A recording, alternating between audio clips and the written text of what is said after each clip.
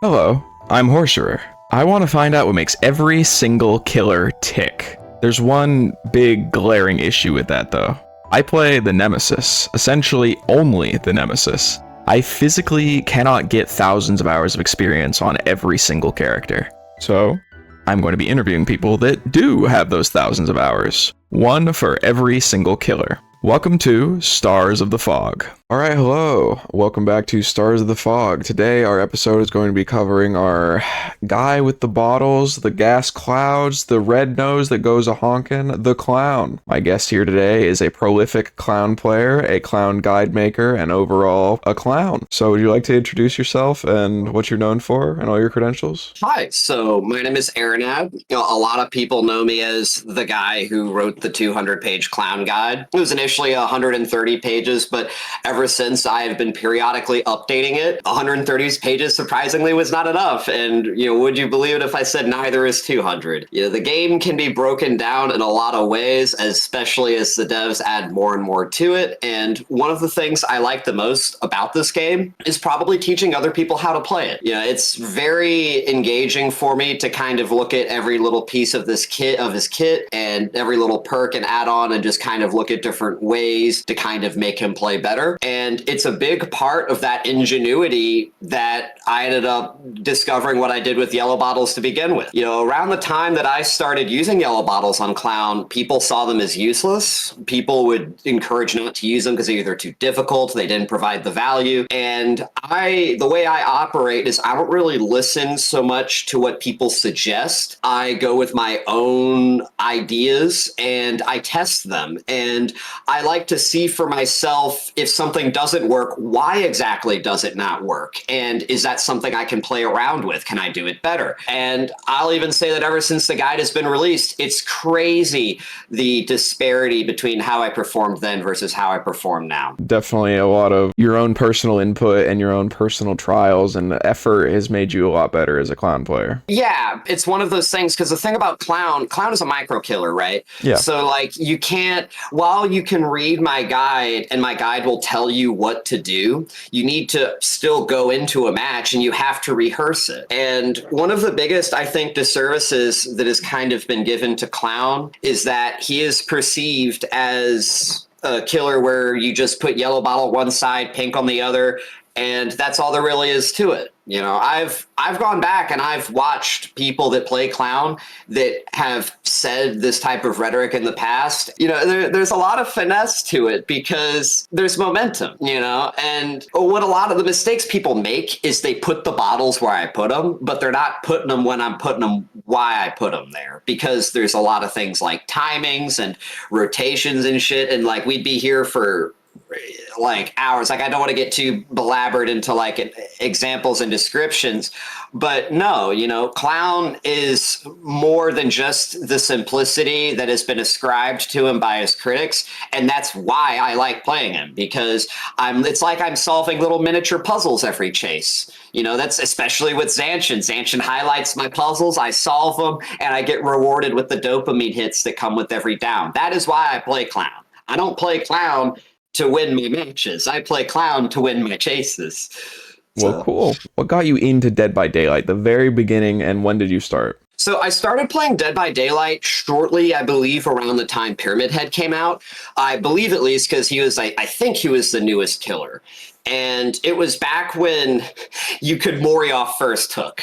My first ever killer was Huntress. And what got me into the game was actually a real life friend. Okay. I had not heard about Dead by Daylight from anywhere on social media. I'd actually played it for probably a good couple dozen hours before I even got onto Twitch, looked up people like Outstarve and things like that. I just played the game. And that's what's actually genuinely I find so funny about when I think about my times as a new player, because I didn't have anybody telling me what was toxic and what wasn't. Here I am, I started off playing Huntress because that's the first killer that you get. I was getting some pretty nice downs, and then I thought, you know what? I want to get the pig. So I had the pig, and this was back when, I don't know how long you've been playing, this was back when borrowed time was not only not a base kit, but it didn't work if there was no terror radius. So basically there was an era where not only was borrowed time not base kit, but you had to have a terror radius for it to even work if you were within the radius.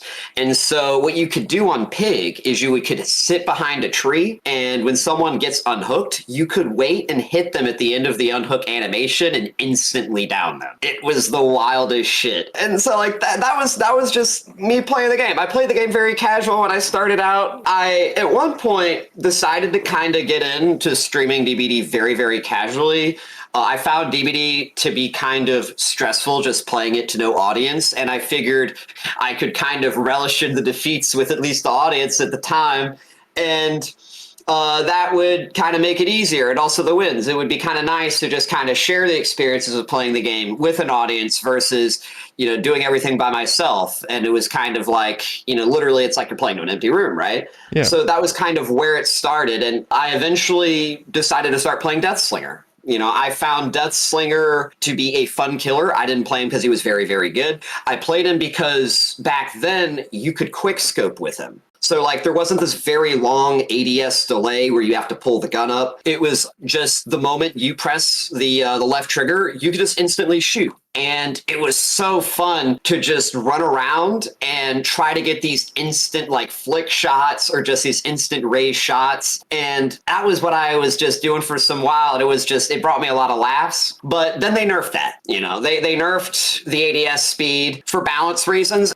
I just didn't like their solution for handling it because it removed the play style of Deathslinger that I enjoyed. I wasn't playing Deathslinger again because he was really, really good. I was playing him for quick scoping. So you remove the quick scoping, now I don't want to play the killer anymore. So I dropped Deathslinger literally after that. And, there wasn't any anger about it. It was just, well, I don't enjoy this killer anymore. So I started playing Clown, and I don't exactly know as far as to like the true way beginning origin as to why. I think I had played a few games of him at one point beforehand, but funnily enough, because I still do remember this, there was a time where I was so bad at Clown, I couldn't even do his daily in a single task. Really? For reference, his daily is to hit survivors while they're intoxicated. So really, really think about that, to like where I kind of am now no joke. Like I don't know where it started, but I just was playing Clown there. And there came a point where I was like, hey, he's got this whole other part of his kit. Let me look into that. Let me start playing around. And it was like a trial by error type of thing, where I would just like, okay, it doesn't work this way. Okay, it works better this way. And that's just kind of how I started to have more fun with him, because I realized that I'm doing something that is, for one thing, completely unique. Like it is something that I knew no one else was doing, which meant that I knew I had a lot of surprise factor to it. There's a lot of awe factor to that. Like I just a lot of times wondered what some of my opponents were thinking when the stuff they were doing against other clowns doesn't work. This was back when, by the way, the comment was people were still thinking yellow bottles are useless. Just pre-drop the pallet. He's got to kick it GG's. So here I am going into my matches. These survivors are pre-dropping the pallets. I'm hitting them around the pre-drop pallets. And I'm just imagining they're like, well, isn't this working? So yeah, I've been playing Clown ever since. I played Clown for a good amount of months after that. And I had people that would watch me. I actually started to become a bit more known in some of the, like, you could say Clown main circles. People on Twitch in general that played Clown, apparently my name in general kind of got out there because I guess people would just see someone playing Clown and then they'd go to other people who play Clown and say, have you heard of this guy who plays Clown? He does stuff like really super crazy. Check him out. And that was kind of where word of mouth, I guess, started to spread. And following that, people asked me, like, how do you play Clown? Like, I want to learn how to play Clown. So I thought, okay, I'll start to write a guide. So I was gonna, you really like Clown. What was the initial draw? Was there anything, because you said openly that like you played him for the first time, you couldn't even do it daily, like you kind of sucked at him. So how do we get from there to here? And when do you really feel like you got Clown? Because like you've obviously written a 200-page guide. So when was like the moment when you're like, okay, I kind of get Clown, like I know what I'm doing? So like the moment of true genuine appeal and I'm like, okay, I really, really like this shit, came when I started to mess with yellow bottles. Beforehand, it was just kind of like a killer I played. Basically, again, I was a Death Slinger main, right? But I Right. didn't, I wasn't like a true only die hard to the split, only play Death Slinger till I die. And since I ended up playing around with other killers on the side, and one of those was Clown, wasn't very good with him. I'd kind of done a couple things here or there, and Death Slinger got nerfed. So I was just playing around with him, right? Because he was a side project. I was looking to pick up a new killer.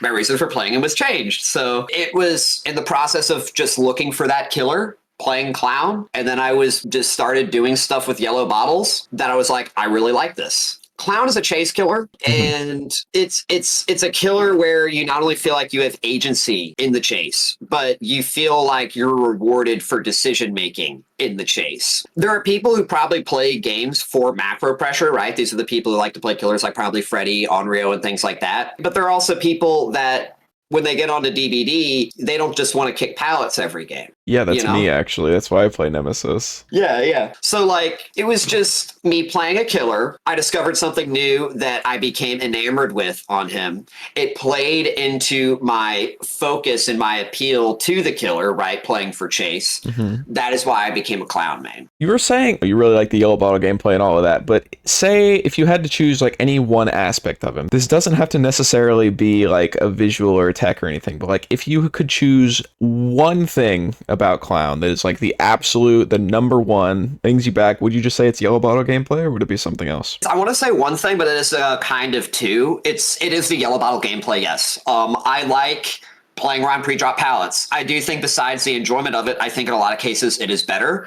But it's also just the authority that Clown has in Chase. It's like his character identity. And I'm really happy that the developers were able to maintain that, especially with the buffs. A lot of people were concerned that they were going to probably maybe strip some things from his kit to add more to make him more versatile in macro. And, excuse me, Clown, as I've said, is a micro killer. And I feel like he's better to enjoy, even if he slacks overall, say as a result of lacking in macro, if he fits his identity in micro. Because again, right, you don't play Clown to feel like you're everywhere on the map. You play Clown to feel like you scare survivors when you actively engage with them because they're thinking to themselves, oh shit, I'm going down, Yeah, okay. And just on the other end of things while we're here, what is your least favorite part of Clown? I mean, probably what he struggles with. I just like that he's so terrible in macro. But again, I want to be very clear before we go into this that it's necessary. You can't give Clown good macro because, I talked about this in my guide. Clown with macro, as he currently is Nurse with bottles because he's going to have the ability to snowball off of the pressure he creates in Chase because now he's going to take that pressure and he's going to multiply it in macro by going over the map. Think about how a nurse can slug, right? Slugging is already inherently so powerful. Now you put slugging on a killer that is not only really good in Chase, but has mobility, and it's so terrible to deal with. People hate slugging nurses, they hate slugging blights, they hate slugging billies, and that is why you can't give him mobility. And that's why I think that's good. But why do I dislike that he doesn't have it? Because it makes winning my games so miserable. I genuinely, and people who watch my streams will know this, I've been having a very rough time enjoying the game recently because a lot of the changes that have been made to Dead by Daylight have been for the purpose of the casual player base. And in a ways, I genuinely do get that by virtue of their design being more toward helping this casual player base. It makes my matches frustrating because I'm going against a bunch of people with like a fourth of my hours and they're giving me tough games just as a result of macro. I'm having games sometimes. Now, keep in mind, I do run more casual builds, but I run full on chase perks. So my chases are quick as shit. Like we're talking 30 seconds sometimes on average, but I'm still losing a lot of my gens because I don't have mobility and the other survivors are sitting on gens, because Clown doesn't have a means to just say, okay, I've downed you, I put you on a hook, now I'm instantly in chase with somebody else. He has to start walking and he can't use his bottles because then he doesn't have bottles in chase. And so when you've got survivors who recognize that Clown has to commit to what he takes, they know that they have free agency to sit on their gens and that when he's going to commit, that he has to commit to a chase and that they can thus pre-run and artificially extend the chase to a point where it's already a negative exchange. Even if Clown plays perfectly, it's just GG's. Like 70-second hook timers, dude. Oh my gosh, that on top of Clown's move, but that is probably, I'm not even kidding, that is the worst thing they've ever done for a killer like Clown, because not only is it just the sheer efficiency, it's just the way that it has shifted people's perspectives on Survivor with how they play the game. So that's what I really don't like about him, as necessary as it is, because it's just because I've played for so long, and then I have to bear the hypercritical nature of myself on my own mistakes, because you literally can't make as many mistakes as killer, especially a killer like Clown. This is kind of like a de facto thing. If you struggle in macro, you can't make a lot of mistakes because survivors are always going to dominate you in macro. That's what has made Clown's downside, as healthy as it is, so miserable. It makes it unfun to kind of really play recently, you know? Just because of a macro thing, basically, yeah. So, you know, Clown's just kind of had a rough experience with macro. Micro's really strong, of course. So how would you feel that kind of scales up for his strength? Like, how strong do you think he would be, just in general? So I put him in a tier. I used to think, by the way, if we go back about a year to right after those base kit changes, which were amazing, by the way, I want to be explicitly clear when I say this. The developers could not have pushed out a more perfect Clown update beyond also a change to Pinky Finger. That is literally the only thing they could have done to put out a better buff to Clown. This is why I don't really rip on the devs for the design decisions by calling them stupid. I think the developers understand this game a lot better than people give credit. It's just that when it comes to developing a car, they see a sedan when the developers see a pickup truck. Does that make sense? Yeah. You know, there's different design intentions behind what the developers have in mind compared to what the developers see, because even if what the player base sees is, quote, balanced, it doesn't actually result in a better game. So when it comes to Clown and his killer strength, after the buffs, I would have put him, if we're talking right after those buffs, low B. And this is because even if he doesn't have that macro pressure, we're talking about before, I think, a couple of the base kit hook buffs. We're talking about before base kit reassurance. We're talking about before the nerfs to all those gen perks. So Clown, as a result of all of those buffs to his chase, meant that when you supplement that with some of these other perks and just the non-existence of the increase the hook times and things like that, this made Clown a whole lot better, because you'd have these really great chases. Survivors were punished more in a macro level as a result of their failed micro chases because of gen perks, and this allowed him to compete with gen efficiency. The main problem when it comes to why Clown struggles is because you have an improportionality of gen repair speed versus chase times. So I put Clown at low B because without those negative downsides to killer, especially like some of those perks, things like that, on top of those buffs, Clown was a whole lot better. Before those buffs in that same time period, if we're talking a week beforehand, for example, I would have put him at like mid C, maybe.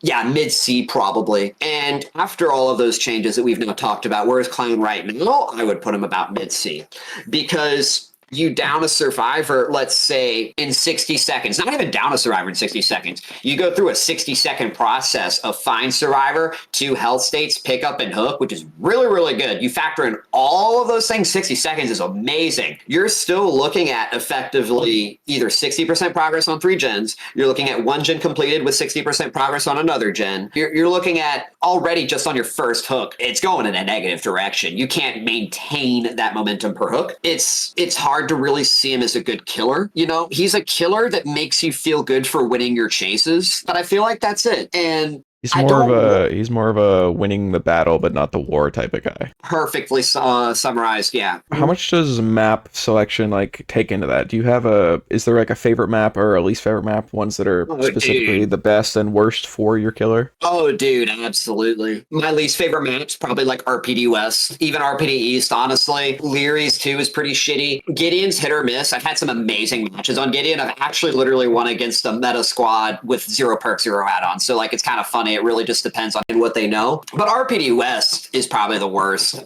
Best is probably Wrecker's Yard. I really, really love Wreckers. Okay. I'll get into that one first. Let me talk about RPD West. The main problem with RPD, especially RPD West, is not only just the gen placements and how easy it is to create a 3-gen. Because once a 3-gen is created on RPD West and you're playing Clown, you literally are just, it's GG's. Since you're not going to be able to contest that. They're going to pre-run off the face of the earth by the time they get line of sight, and Clown is not able to effectively use his bobble yellows against pre-running. You're not able to use your yellows in a way where you're consistently and effectively getting the speed boost as you pursue a survivor through multiple tiles. And due to just the turns and the cuts and just sheer distance, you're not going to have line of sight for your pinks. So you're literally playing as Trapper without traps. You just pre-run, you take very safe chases. Because that is, by the way, one of the biggest problems that survivors, like the biggest ways they fuck up against Clown, is they ego, dude. I get egoed by so many people. It's actually funny. I love it when I get egoed because like they make my matches easier by giving me like 15-20 second earlier health states. You know, like if you just throw down that pallet, if you just run a bit earlier, you're gonna be winning a lot of your matches against Clown because Clown punishes ego more than he punishes safe gameplay. Safe gameplay is taking more resources, which means that it makes him work harder to get those hits. And when Clown's playing on a map like RPD West and he can't even use his power, well, it's like the resources he has just doesn't matter. Leary's similar issue. You know, Clown is a killer that normally hits people around like really long pallets, pre-drop pallets in general. But one thing Clown can't do is sprout wings and fly. So when you're on Leary's and you have a pallet that blocks a whole fucking hallway, it's like, what is he supposed to do? It's like when you commit to a chase with the mindset because you have low mobility that I need this chase to end in X seconds in order for this to be positive, and then you're presented with a pallet like that, it's like, well, GG, some fuck. Sunken cost, basically. You are forced to play into sunken cost. You have to commit what you've already done because low mobility means you can't cut your losses.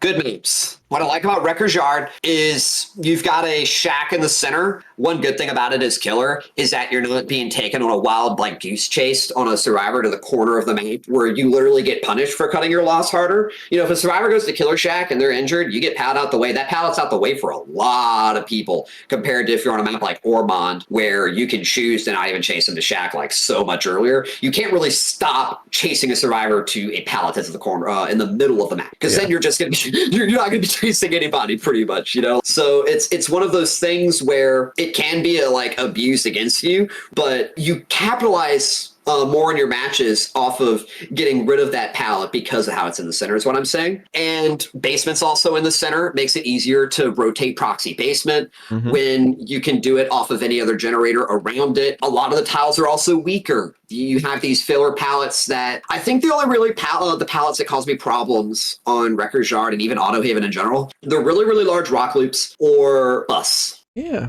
Well, on a bit of a lighter subject, less the gameplay side of things, how do you feel about Clown's lore? And because obviously you enjoy the play style personally, but what do you feel about his lore? And are you a fan of it? I know nothing about his lore. I know fucking nothing about his lore, Okay, dude. so like, I'm not even kidding. Like, I play Clown.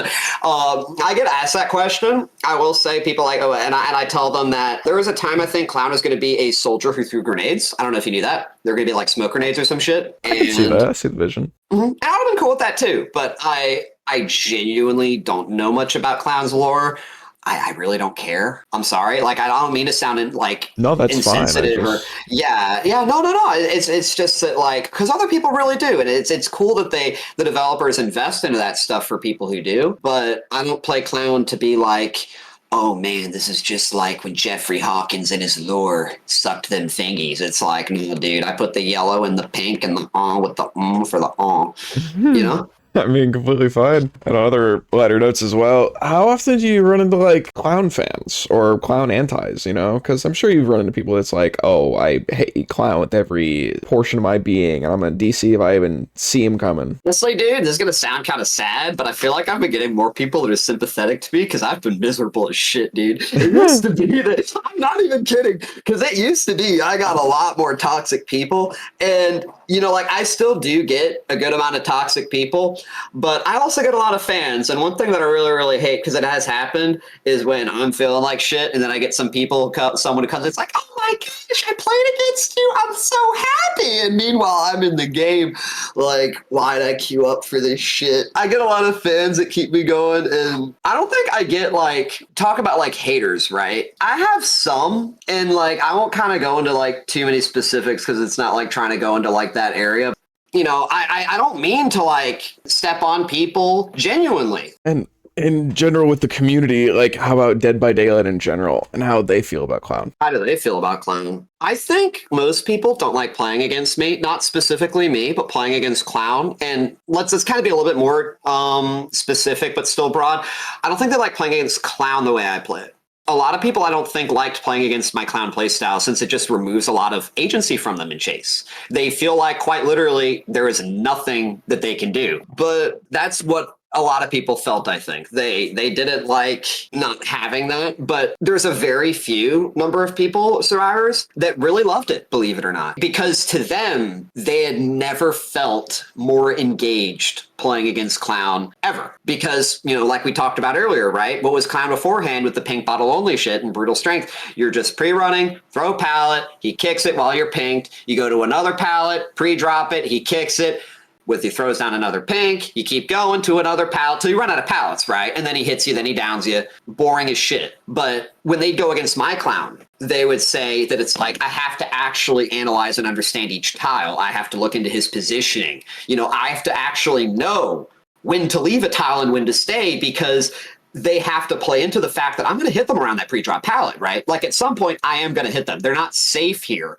This pallet isn't just like providing them protection until I kick it, and by virtue of that giving them time through that. No, the pallet at best is just delaying the inevitable. And so in order to delay it further, they have to know when to chain. And that's what they loved about it. That kind of answer, because again, that's a very small number. That's a small number, very, very small number.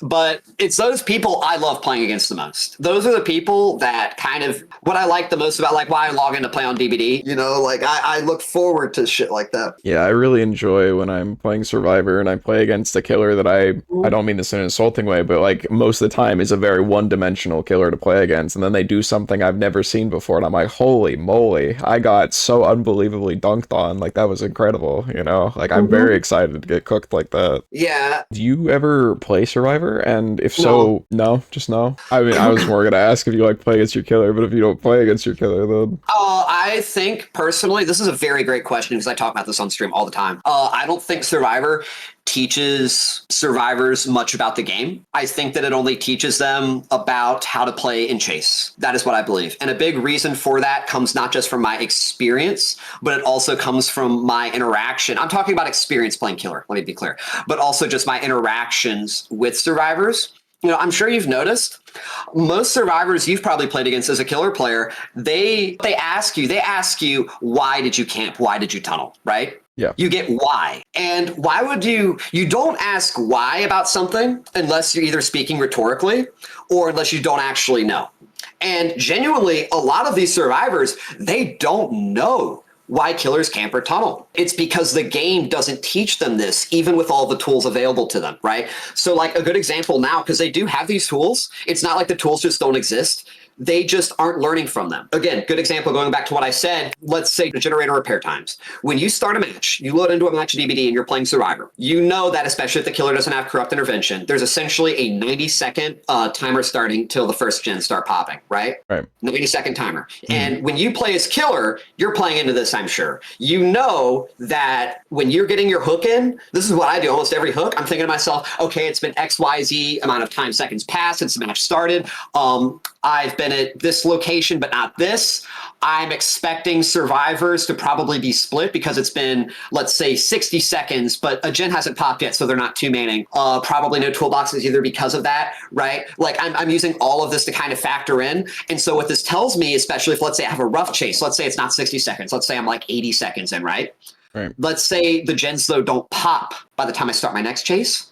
I'm not assuming I'm still at 5 gens. I'm assuming I'm at fucking 3 gens, maybe a little bit less, and that they've got equivocably that amount of gen progress just split between the gens, and that because I'm playing clown with my low map mobility and I can't get the regression going on all of those gens, that I'm having to play into what I call attrition, which is this progress is permanent. I now need to look to create as much pressure as I can with the understanding that this pressure isn't going away. And in turn, if I'm finishing my first chase in this position, I'm not at 5 gens, I'm at 3 gens. So when a survivor gets unhooked and I'm tunneling that survivor, I'm not tunneling them at 5 gens, right? Because how often have you heard this? How often have you seen people talk about this? Wow, the killer's tunneling at 5 gens.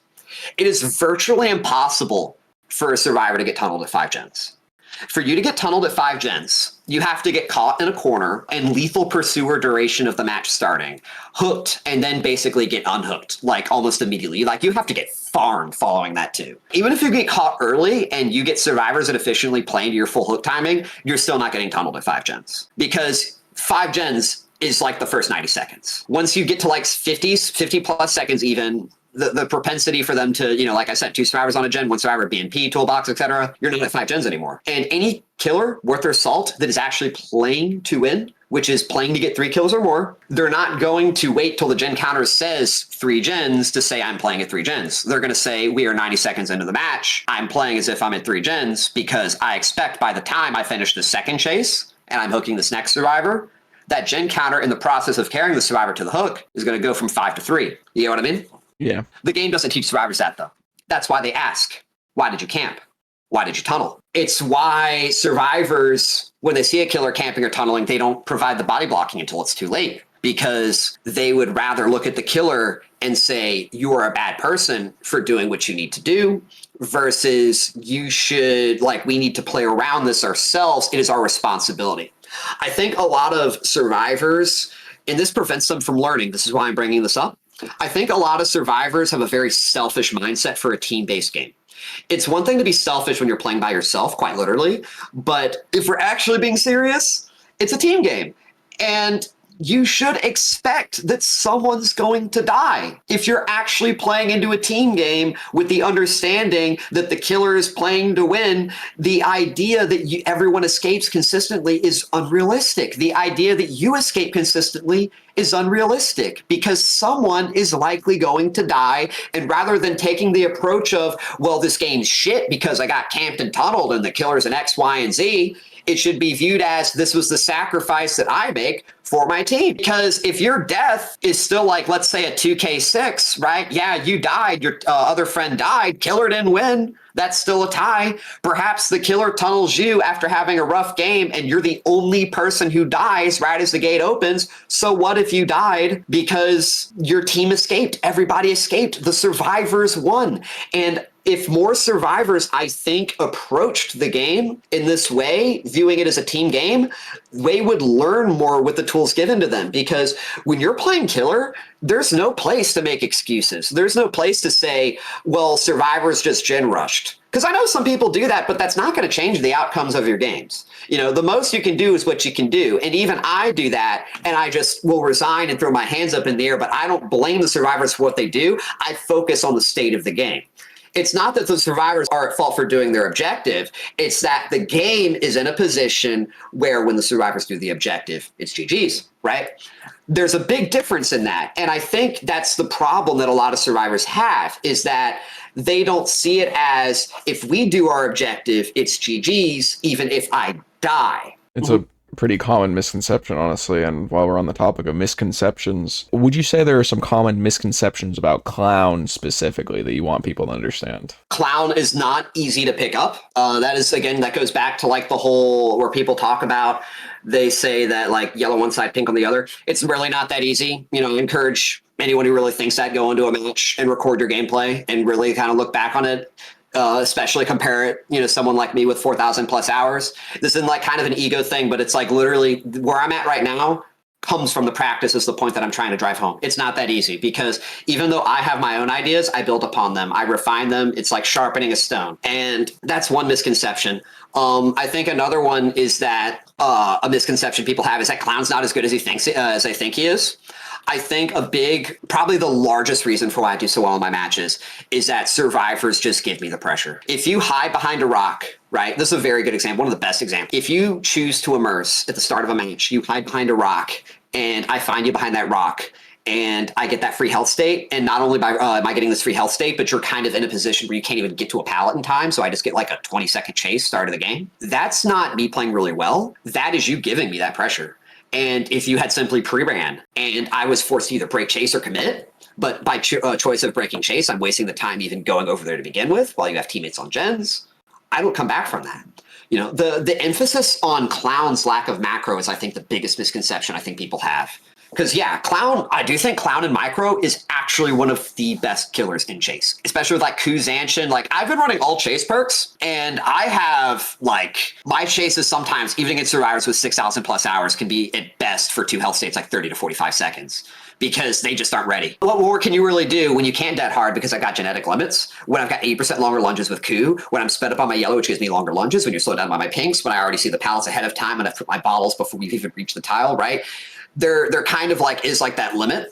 But that's macro is king. I think macro, not even just for Clown, I think macro and DBD at the moment is stronger than micro. Survivors will make mistakes in micro eventually, and even against weaker killers.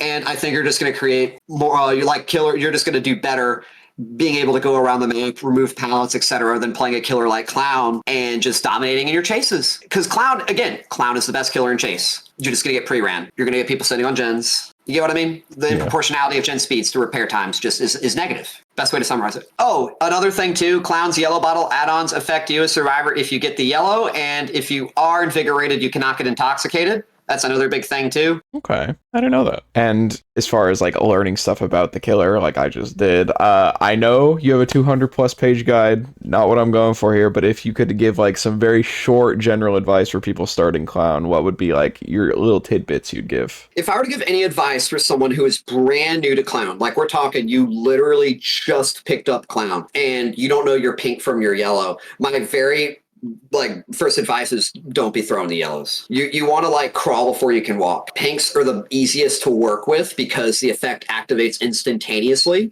There's no pre-planning around it. You don't have to fundamentally understand the tiles at a deeper level than M1 fundamentals like will be teaching you, right? Because especially if you're someone who's brand new to Clown, you're probably going to be brand new to M1. And you need to learn tiles as M1 before you learn tiles as M1 with yellow. So I would stick to my pinks with that intoxication for that slowdown. And once you kind of get more confident with not only using your pinks, but playing these tiles, then I'd start using your yellows. And I would understand too in this position that you're going to make a lot of mistakes. Survivors are either going to get your yellows, you're going to feel like you're not able to get your yellows yourself very well, and you're probably going to be making your chases in the beginning when you start using your yellows harder than if you stuck to using pinks. And I think this is a big reason too, by the way, as to why a lot of people even still think Clown's yellows aren't used and why they don't really bother. This is actually a really good point, by the way, because I don't know if you know, in comp DBD, even a lot of the people who play Clown, they don't use Clown's yellows, like seldom or even at all. When you think about what survivors are doing with just the 3% from MFT, 10% is always going to be worth using. The thing is you have to know how to use it. And these people that play Clown in comp, they don't know how to. And the reason for that is because they don't play Clown enough. I don't think in comp DBD, there's like an actual Clown only dedicated Clown main.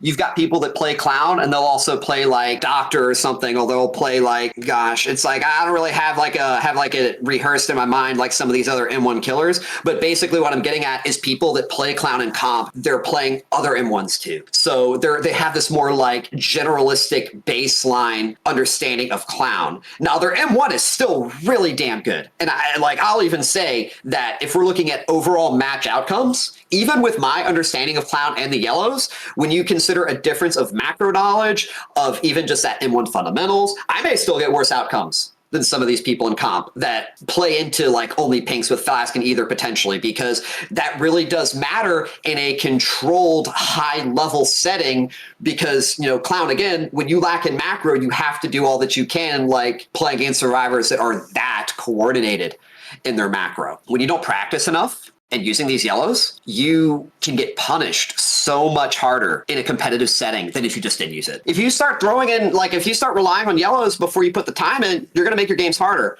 And that's why I said your games will be harder as you practice and learn. You know, hopefully the ideas here coming full circle.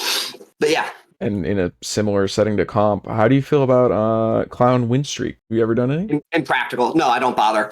Okay. I think at one point over the course of my streaming career, I got like 30 or 40. I think, because this is, again, I don't track this shit. I don't really care much for it. I just know I went like at one point 2 to 3 streams in a row, I think, without losing any games, averaging like 10 to 12 games or something like that. Again, I did not put much stock into this just without losing. It was one of those things where you're just streaming the game and you're like, oh, hey, I haven't lost in a while. You know what I mean? Yep. Just one of those things. Yeah, for sure. But I don't think win streaks are practical in Clown whatsoever. I mean, you look at comp against Clown for Clown to even have a chance beyond a 2K6. Survivors can't run duplicate perks. It's played on a map that's favorable for Clown. They can't bring like items behind a certain rarity. They can't have exhaustion perks, right? Survivors have to have all of this shit as a penalty, like on their other as limitations for Clown to have a consistent chance beyond 2 kills and 6 hooks on a map that favors him. I feel like win streaks, they set a false premise for the expectation of the viewer. It leads people to believe that a killer is stronger than what they really are, when the reality is that they are not going against survivors that would adequately give their streak a challenge. And I'll even say on that point too, Momo. Momo had the 1,900 like wins in a row, almost 2,000 on Blight. Mm-hmm. And I think even Momo said, this is not a 100% like, I'm like fairly confident he did say this at one point, because I do watch him semi-often. He said that if he went up against consistently the quality of the team that beat him when they did for like just like over and over again, he probably wouldn't have made it 50 wins. And while we're talking about restrictions and things that would specifically be in Clown's favor, how do you feel about Clown's add-ons in general and how balanced they are? And just as a little sidebar, what's your favorite set of add-ons to run? Clown's add-ons for the most part are actually really, really good. I think the developers, especially with how they changed some of them, again, there's no better job the developers could have done for Clown besides reworking Pinky Finger. Elmo, I think, who was one of the devs, I know he left recently, I think he was very heavily involved in the buffs to Clown and even Clown's like Yellow Bottle rework. It really shows how well they understand the killer as a result of that, what they did, giving the extra speed and the duration. And I think because of the changes they gave, like you can use just about literally every add-on. The only add-ons I wouldn't use would be like Starlight Feather, which reduces your bottle throw cooldown. It makes it to where when you throw a pink in your time between being able to M1 after throwing that bottle, it reduces that. It's really only an add-on like that. And like, personally, I'm not a fan of Parade Gloves. That's the one where it gives you a more straight throw. It reduces your like curvature on your arc and it makes the velocity faster. Those are the only really useless add-ons in my opinion.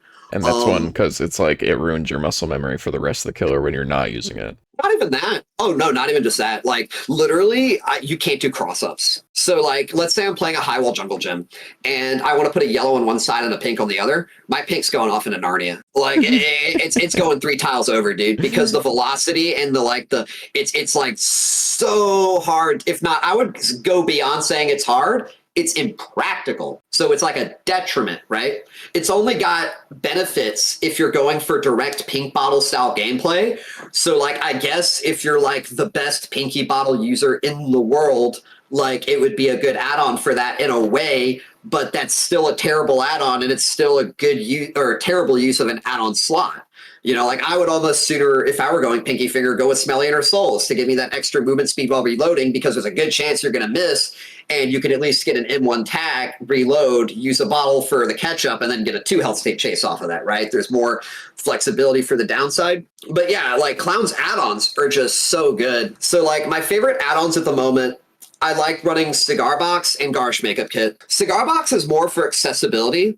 I really genuinely feel like I'm at a point where if scratch marks were not so terrible and or if I had the patience to work with filters, that I would swap Cigar Box out. I just only use it because I just have issues sometimes seeing where the hell survivors are going. Like I'm in my 30s, my eyesight is not necessarily the best and they've made scratch marks worse. When I played DBD much earlier into the game's lifespan, there was actually a point, for those that don't know, where scratch marks would go over grass foliage. Like you could literally see like the red blending over grass on a map like Auto Haven or Backwater Swamp even with the really I miss that a lot. Mm-hmm. They put it now under the grass, and this makes it so fucking hard to see where survivors are going. And it is literally in a lot of cases necessitated that I take Cigar Box.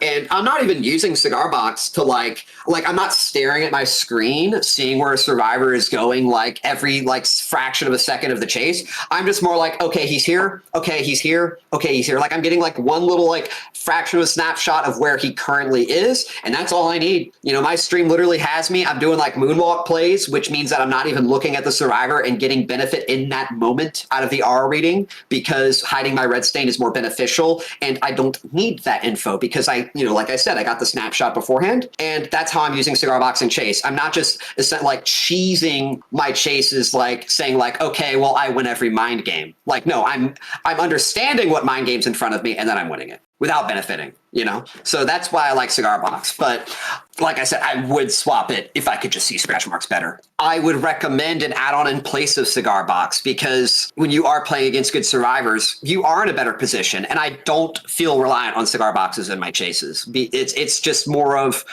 when I'm playing the game for chases, right? Like if I'm not actually out here to win tourneys and I just want to play DBD and not get so mad because I don't see the scratch marks that are under like 3 feet layer thick tall grass, that's why I run it.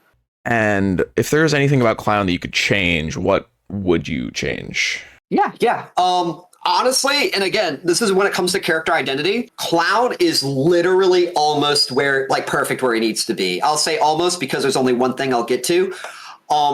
I'm glad Clown isn't very good at everything. I'm glad he stays true to what he is and that they didn't like mediocre him across the board, give him like some mobility and weaker chase. So like they need to keep it that way, basically, is what I'm saying. They don't need to like make him better. What I would change though is just one of his add-ons. I would make it to where Pinky Finger does something different. I understand why the developers reduced it to 1 bottle with the same effect. I believe the developers did this because they just don't want people using the add-on at the moment. It's one of those it's like the Skull Merchant nerf, right? Where we just nerf Skull Merchant so people stop playing her. I think that's what they did to Pinky Finger, so people stop running it because you're likely not going to be winning your games with 1 bottle Pinky Finger. It's one of those things where it's now so bad you're going to start playing eventually. So what I would do to Pinky Finger, I would remove the bottle restrictions. One thing across the board, I find bottle restrictions to be very toxic to Clown's gameplay. When you look at yellow and pinks, it literally removes agency for using his bottles together. So that's already like something I would not have as part of the kit. And I would have it do, at the moment, one of 2 things. One of 2, not both. Either it applies exhaustion for the duration that you're intoxicated. You don't have to get a direct hit. It's just you intoxicate a survivor. They're exhausted until they're no longer, hindered. Or what I would do is I would make it to where if you have no bottles at the moment, your bottle count reads 0. The benefits of your invigoration are doubled. So how this would work is, let's say you have 1 bottle left, right? You throw your yellow, you get speed. Instead of 10%, it's 20%. If you have cheap gin bottle, instead of 13%, it's 26%. This can potentially allow Clown to do setups playing off of momentum, where even though he only has 1 bottle left, he doesn't need to reload in order to now get a hit around a pre-drop pallet. You can take this 1 bottle, you can use it properly, you can maybe do a mind game, and that 26%, which will, by the way, I believe that's either similar or even worse than if you just use a yellow and a pink, that'll allow you to play as if you had 2. I think this would be fitting of the strength of an Eerie add-on without being overbearing. I don't think it needs any type of penalty. And that's the same with the exhaustion one too, right? Where you're exhausted while you're intoxicated. Remember that the duration of a base intoxication is 2.5 seconds. If you wanted to make this longer, you'd have to give up your other add-on slot. And you also can't stack the potency add-ons that are normally what a lot of people rely on in order to get these easier hits around pre-drop pallets. You can't go Flask of Bleach and Ether. You can't go, let's say, Garsh Makeup Kit and Flask, right? Because you have to pick one of these 2 add-ons alongside Pinky Finger if we reworked it in this way. So by virtue of it taking an add-on slot, it imposes limitations through opportunity cost. And this prevents it from being too overbearing at a micro level in chase. Yeah, wow. So you got some good ideas for what you would actually change about the killer then. Mm-hmm. Yeah, and I want to be clear that, again, other than Pinky Finger, Clown is not only where he needs to be, but I really, really love getting props to the devs on this. And you did say this briefly earlier, but you would say that all the updates for Clown have been pretty good, fair buffs and or nerfs? If we're talking Clown specific, yes. Clown specific, yes. Clown specific, yes. The Pinky Finger nerf to where it's not really usable, yeah, it sucks, but it's for the health of the game. I always never really liked Pinky Finger when it was used in the manner that it was. It kind of changed Clown's playstyle from being about combining slow effects with speed effects to just pegging survivors and then smacking them. Pegging survivors? Okay, dude. Okay, dude. you take Clown and you're taking him from like a 5-head scientist and you're turning him into a caveman. That's literally what it's like when you look at like how people were using pinky fingers. So it I hit them with my genuinely, mallet. it was stupid. Okay, and as the devs have changed Clown, they've also changed the game around Clown, you know, perks, maps, reworks, etc. How do you feel the game has changed around him rather than him specifically? I think it's changed for the worse when it comes to like Clown. I don't think though at the same time the devs like have a thing against him, right? I talked about the good things that they did. I think it's just it's a casualty type of thing, right? Like Clown just I think there are like the way the developers approach game balance. They're saying, okay, survivors have an issue with doing X. We need to help them with X because they're just unwilling to do it. They could do it, but since they're struggling with it, we're going to make it easier for them. This would be your 10 extra seconds to hook timers, right? Survivors struggle with unhooking and camping and shit. So what do? We make it easier by making hook timers take longer. And so I think that because they've done decisions like that, it makes it harder for Clown to keep up as casualty, since it's not like they're saying we're doing this to fuck Clown. We're doing this because survivors are struggling. That and the gen perk nerfs. I think he's struggled from that too, because it's kind of getting to a point now. I'm not saying it's fully where it's not worth running gen perks, but there is an argument that some chase perks are better than gen perks now. Like Coup or Zanshin, for example, one of those two perks I think more than ever is necessary in your builds if you're consistently trying to win, because it doesn't matter if you're running 80 million gen slowdown perks. If when you go back to this improportionality of gen repair times to chase times, your chases are taking too long to get value. You know, Eruption, Pop, Pain Res, DMS, Grim Embrace, all of these require you to successfully finish a chase. They don't make it easier to finish a chase. So if you're not running anything to help you in chase, your chases make it to where you're losing generators before you get value from these perks. These perks aren't helping you. They're making your game harder. So like, I think we've reached that point for Clown more than ever. It's just now it's almost like because they're so much weaker individually, is it even worth running it? You know, probably I think there are a couple, but it's why I don't. But all of this together is why Clown is no longer, I think, low B tier. It's things like this is why he's like mid C tier, because I have 4,000 plus hours on Clown alone. Sheesh. And I will, I'll go against survivors though that may have like 1,000 hours, 1,500 hours. They may even be streaming and just like chatting with their buddies while they hit good skill checks on gens. And I'll still like 2K6 probably against a team like that, because maybe it's because I'm also running no gen perks. Maybe it's also because of that and the fact that they'd be weaker regardless. But you know, the in proportionality, they're getting the gens done regardless of me having fast chases. Whereas if we were to go back, right, where this really matters, let's say we go back to that year beforehand, right after Clown got those buffs, before the perks got nerfed, et cetera, I'd be destroying these survivors, dude. It might be like 3K plus at 2 gens. You know what I mean? Maybe 1 gen, you know? Now, for my little side question that I did forget to ask earlier, I wanted to actually ask how you felt about Clown's cosmetics and how many he has, and specifically what your favorite set to run is. And if you had a choice, just complete executive freedom, what skin would you have made? Well, I think Clown's got amazing cosmetics. The developers like W's across the board.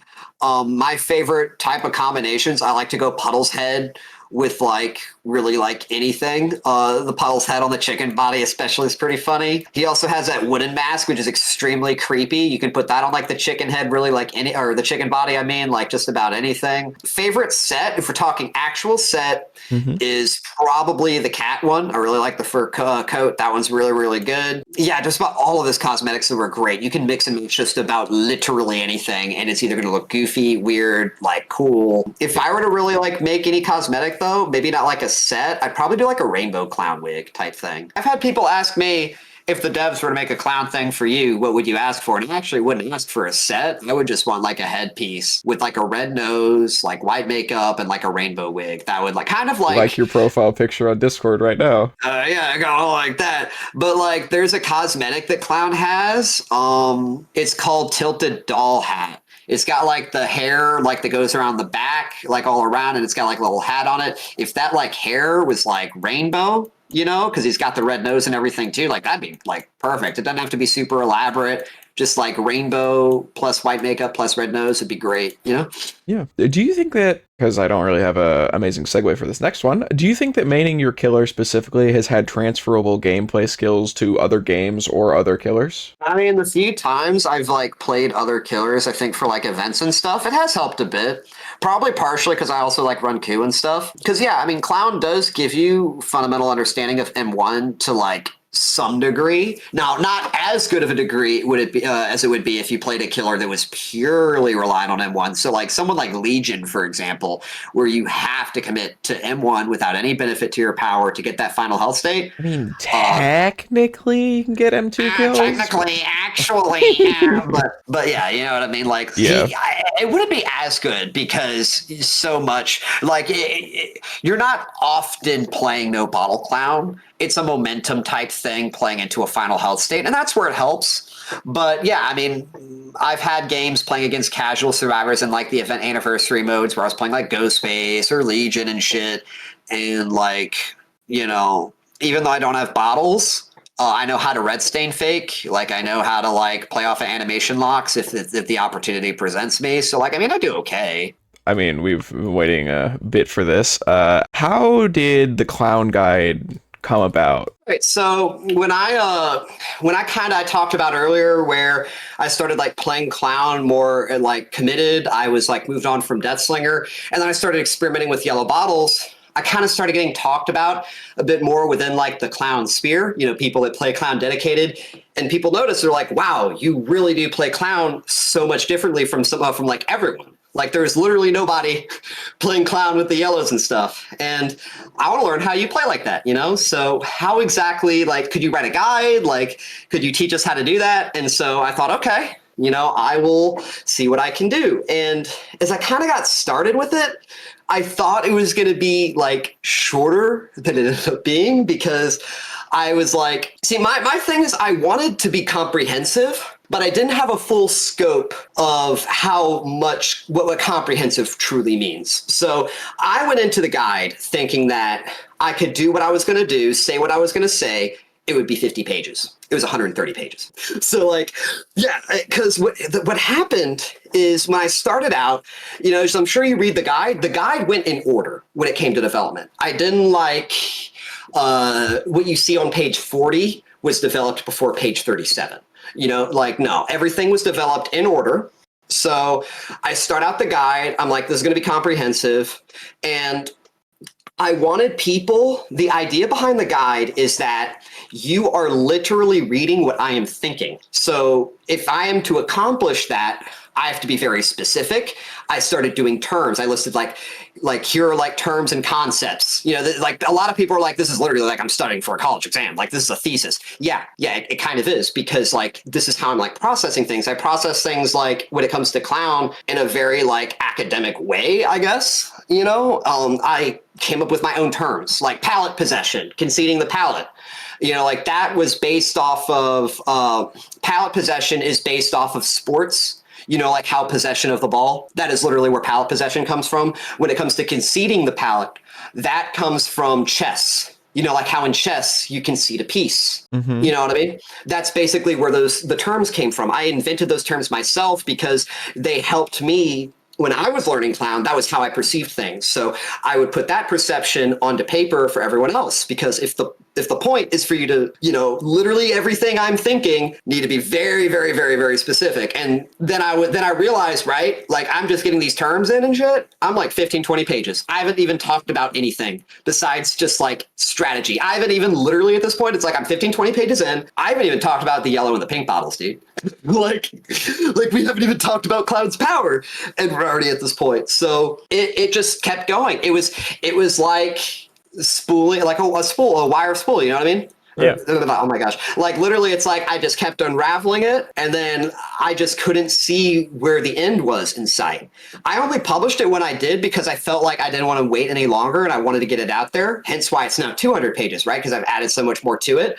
But yeah, literally as I was developing it, I was like, there's more to this. Okay, this is taking more than I expected. It's taking more than I expected. Like when I got to Midwich, the idea when I first published the guide was to have like multiple maps. Like I was gonna have like Midwich, Ormond, Gideon, like maybe some Macmillans even, shit like that. But then it's like I finished Midwich and that was like 30 pages. So I was like, oh my gosh, I can't do this. You know what I mean? Like the time it's going to take me to do every single map before the full guide's publication, the guide won't be done till like 2027, especially when you consider like all the maps that get added in the meanwhile, right? So it's like, that was the reason why there were only 2 maps that were in the published. But yeah, like the other thing too, people ask me about too, besides just like how to play clown. Cause I think like I spent about 40, 50 pages talking about strategy, you know, how to use clown's power. I even had examples on chases, right? How you would use them in tiles, but that's not really all about everything. You know, big part about the killer is your build, what perks you take, what add-ons you take, et cetera, et cetera. So that's why I have that big repository under all the techniques and the strategies on perk discussion, where I go over, it's not every perk, it's like probably at least half of them at this point though. I like go into a very explicit detail on every perk, not just from general function, but to synergies, downsides, because the idea is if you're looking at, do I run this perk on clown? What does Arinad think about it? You go to the guide, you go to that perk section and you read that, it's going to have hopefully like the goal was every single thought and area that you could think about that perk that I have thought about is in there. And you can read that, decide for yourself, do I run this perk or how would I run this perk, right? It's to give you the understanding. It's not telling you what to do. It's suggesting maybe, but it's not telling you. And it's giving you the info for you to make your own decisions. But that was also 60 to 70 pages. So that was how the guide ended up the way it did. I don't think I've ever written anything that long. So I just have to give props to you real fast, because like that is a level of detail that is incredible. I'll go a little bit onto some details regarding that. So like, I like to keep a very, you know, we talked about this. I have a very like heavy degree of separation between like real life and what goes on like behind the screen. But I'm a college graduate. You know, I do have my BS and I, you know, like my general degree before that and everything. I had to do like 30 pages as a result of college. And, you know, I can say that when it comes to writing, especially something like that, a lot of people get focused on the extent and depth. They don't take it piece by piece. And, you know, going back to what I said about when I made the guide, I didn't go in saying this is going to be a 130-page guide. I said, I'm going to write a guide telling people what to do, going over piece by piece. So it's like when I was writing it, I was like, okay, we're going to talk about like, let's say pallet possession. I'm not worried about everything beyond pallet possession at this point. At this exact moment, it's only pallet possession on my mind. So I put everything in there and let's say that's 3 pages. It's not, but let's say it was 3 pages. That's 3 pages. That's +3. And then what's after pallet possession? Let's say, for example, talk about completing the pallet, right? I'm not focused on literally anything at all. Just that one topic. I'm just going to put everything I can into mind. Let's say that's +3 pages. Now we're at 6, you know, and it builds up over time when you're writing things like this. If you focus on page count, you're going to get lost the forest and the trees. You're going to not be focused on detail. You're going to be in substance. You're going to be focused on image and presentation. And that doesn't make a good guide, right? A good guide isn't something that looks good. A good guide is something that teaches. You know, so that's why it's 130 pages, because it's substance. And each section is its own substance, not just like you need to read the whole thing. It's like, here's a section for this thing, and if you want to learn this thing, you can go here. It's not like you need to do it front to back the whole time. I would honestly say at this point, it has evolved from kind of in a way more than just a guide to an encyclopedia. So yeah, it literally is that way, right? Like when you're learning clown from the guide, for example, you don't need to like pull up the guide for the first time and be like, I need to read all of this in one sitting. I need to read Arinad's thoughts on every perk listed within the guide before I start playing my matches. Like, no, that's not how the guide is intended. The guide is long because it has substance, so take it at your own pace, learn what you can at a time. If you're not planning on using perks that I talk about in the guide, why the hell would you bother reading about that yet? You know, save that information for when you plan on considering using those perks so you don't mentally overload and distract yourself. But yeah, like my whole point, right, was that like, when it comes to anyone writing stuff like that, yeah, you don't focus on page count and stuff. You just focus on the ideas, and that's how you're going to do something good like that, you know? Or long, excuse me. Yeah, absolutely. While the guide itself is not ending, how long do you think it's going to be before Dead by Daylight closes? How long do you think DBD is going to last? DBD has incredible longevity, and it's probably large in part due to like the licenses and everything. I think that they have some formula worked out where they can keep the game with a player base, like like not even just a salvageable, but like a good working player base. There are not many games out there that have like, let's say, Ghostface and Michael Myers and like Dracula, or I don't know if that's technically, no, let's say like Vecna, right? Vecna's a better example. Freddy. I don't think I said Freddy, like Amanda from like, the Saw. Like there are so many, there's so much like cross collaboration that I think that it creates its own staying power for the game, because not only do they have all of these licenses, which are going to draw people in, but let's say they get more licenses, right? It's a lot easier, I think, as a company for Behavior to seek licenses from other franchises, like in the horror genre, when they say, hey, we've already got all of this in there and people love it, and you should be part of us, right? Like you should join the list. It's not like they're out there pitching a case or an argument with nothing to show for it. So I think it's got a lot of staying power there. This is actually something that Almo said too, by the way. Even Almo himself, he put a Reddit post talking about this, how it's literally, there's like this is me paraphrasing what he said. This isn't the language he used, but there's like a symbiosis between survivor skill expression and the killer experience. Because as survivors have more agency to create advantageous situations for their team at an individual level, then the more the power imbalance between both sides not only becomes out of place, but in favor of the side that has the number majority. Survivors should not be 1-to-1 for killers because there are 4 of them.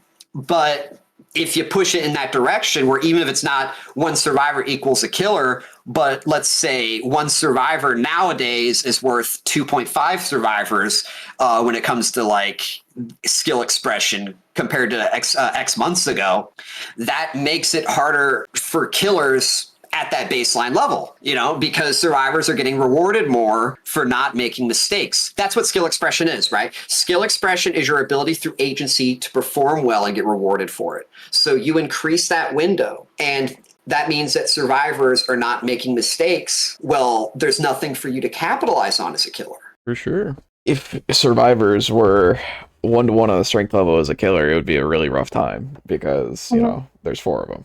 And there wouldn't be anything else you could really do at that point. Because, like, at least as Nemesis, I feel like, maybe it's a little less 4v1, like 4v1.5, but the zombies help a lot. But that is kind of, I think, the point that Almo is kind of like making, is that because at an inherent level, killer is designed on capitalizing off of mistakes, if the frequency and the significance of mistakes of survivors not only decreases, but the significance also, like not just the frequency, but like the value of that, well, then killer is working with less. They're working with less, not only just at quantity, but in quality. Yeah, exactly. Mm-hmm. And that comes full circle, by the way, with nurses and blight, right? Why do we see nurses and blights and billies? Because survivors don't have that skill expression. There's nothing you can really do about that. Yeah, the skill expression for survivors, it would be nice in theory, but it would be nice if, it was kind of a both ways, 2-way street type of thing. So, just how long do you think DB is going to last? Bring it back around. Personally, I think it could go, I don't want to say forever, but a good long while until they really mess something up. They would have to. Okay, so like this is also something Almo talked about. He talked about how and I agree with this too, by the way, when you start to give too much skill expression in the experience where killer players suffer, it is very dramatic. You've got an oversurplus of survivors that wait on killers.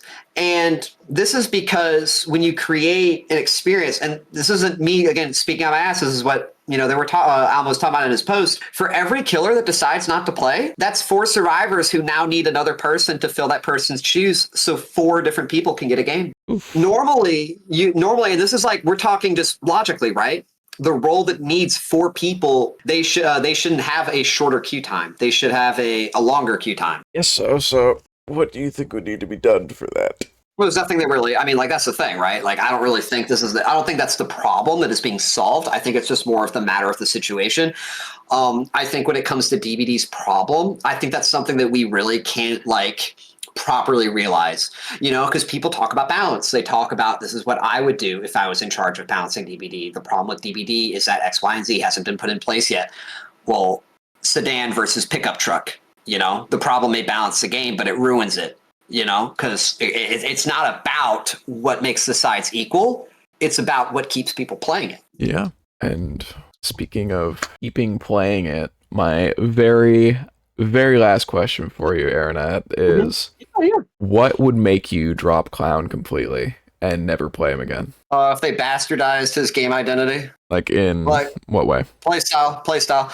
If Clown didn't, so like, this is why I'm very thankful for the devs, and I want to make sure, like, I always make sure to give them truly like this like glowing credit, is they didn't compromise what Clown's about. Clown is about good chases. He's the good chase killer, kind of like how Onryo, right? Onryo is the macro killer. You play Onryo to pressure 4 survivors at once.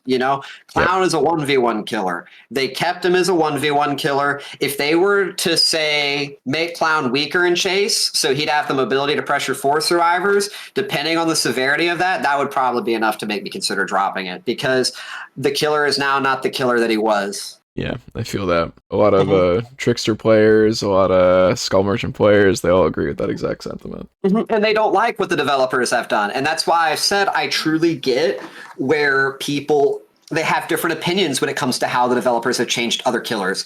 But Clown, I really, really mean this, they could not have done a better job on the buffs to Clown than unless they also reworked Pinky Finger properly in addition to that. There is literally nothing they did wrong with the reworks and the buffs to Clown, and they hit him like in the areas, right, where they're not hit him, rather. They lifted him up. No, they lifted him up in the ways that he needed, because where was it that people struggled in their Clown micro gameplay? Bottle count. I played with 4 bottles, but you'd be surprised by the number of Clown players that took cheap gin bottles so they could have 6. And 6 bottles matters a lot, right? But there used to be what I would call the opportunity cost triangle. It's no longer a triangle because the add-ons got reworked. You don't have extra bottles now. They're just potency add-ons to make the yellow bottle stronger. It used to be a triangle with economy, since you would have the choice at the expense of a potency or a utility add-on to take an add-on that gives you more bottles to work with every reload, right? So this is something you'd literally decide. Do I want more bottles or do I want my bottles to be stronger? I opted for stronger bottles, and I played into 4 bottles, but there were people who didn't. When they changed Cheap Gen to have the invigoration boost, and they just made the effect baseline, all that effectively did, and that's not to like undermine it, it gave me like in a win-win situation, because I'm already playing as if I didn't have the add-on, but now I do have the add-on in addition to the add-ons I was running anyways. Does that make sense? It does make sense, yeah. That was like one of the ways they really, really, when I say it's not like they just buffed him in micro, made him better in chase, like that's why I think it's good. No, it's the way they did it. And what was something else that they did? They made it to where his yellow bottles activated half a second sooner. At first, I thought this was a bad thing. I was a little bit nervous about this because I thought it was going to completely fuck up my timings and everything. But no, it didn't. If anything, it made them better. It gave me more windows, more opportunities. No pun intended.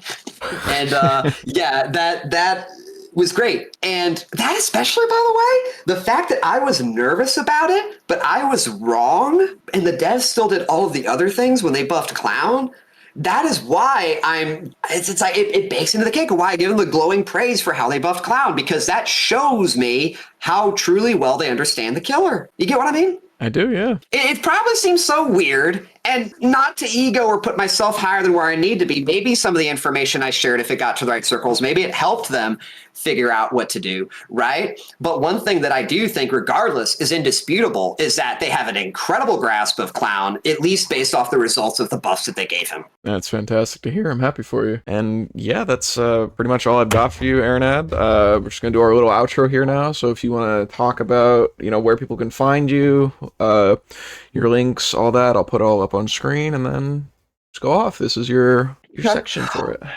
I hope anyone watching this, I really helped y'all. Like I said, what I like the most about this game is teaching people. And, like part of why I came on for this interview is because I knew I was going to be asked questions about Clown, and I figured maybe I could answer questions that would help them understand Clown better. That's what I really, really like. I stream live on Twitch. You can find me, same name as you probably may see here, Arinad, Arinad. I'm sure horceror will have a link to my stream. Yep. I also have a YouTube channel, same thing there, a little bit of link to that. I haven't really posted too much recently, and at least especially the last few months.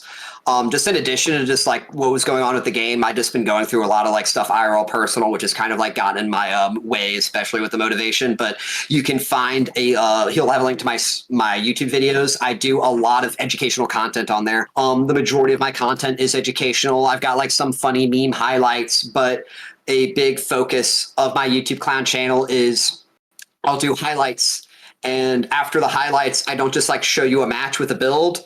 I break down why I ran the perks. I break down some things that happened in the match, and I talk about, like my thought process in some situations. And the reason why I put that effort in is so that when you watch it, you're not just like watching a game and having to process for yourself and kind of connect the dots. I'm connecting the dots for you. And a lot of people told me they find that helpful. So if you're, looking for educational gameplay, definitely recommend my YouTube channel. Lastly, as well, the guide, which will also have a link. I have I have a note on the guide that tells you with every update. So always keep in mind for that. The change log at the very bottom will show you specifically what gets changed, so you don't have to like guess for yourself, like, oh, what did Arinad add this time? I very, very clearly explain that. So definitely recommend checking out the guide, whether you're a new Clown player or not. It's meant to be extremely comprehensive. Definitely don't read it at one time. I know we mentioned that earlier, just kind of take it piece by piece. Not to kind of like repeat so many things over. I know I probably have a thing of doing that. I just want to make sure I don't miss anything. And I think that's just about it. I don't have a consistent streaming schedule. Just look for my resources, and that's where you'll find me. And yeah, thank you so much for coming on and giving me all the time that you gave me today. Yeah, dude, absolutely no problem. And I'm glad to be here, Yeah, and everyone who spent this time watching this, listening to this, I appreciate your being here, and I hope you have a lovely rest of your morning, evening, day, noon, night, whatever it might be for you.